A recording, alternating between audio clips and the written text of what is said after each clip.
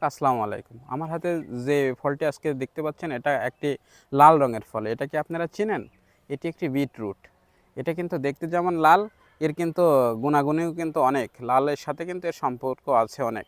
কারণ এটা আমাদের উচ্চ রক্তচাপ নিরাময় করে। এটি কিন্তু ক্যান্সার প্রতিরোধী একটি ফল।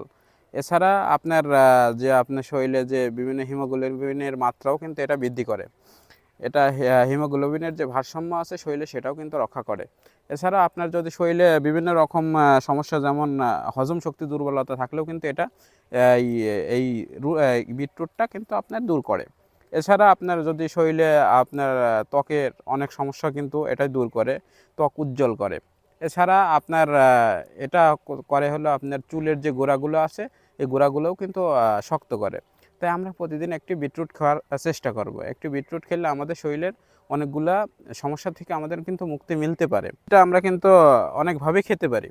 এটা আমরা চাইলে কাঁচাও খেতে পারি, এছাড়াও আমরা জুস করেও খেতে পারি। তাই সবাইকে ধন্যবাদ জানিয়ে আজকের ভিডিও এই পর্যন্তই। আসসালামু আলাইকুম।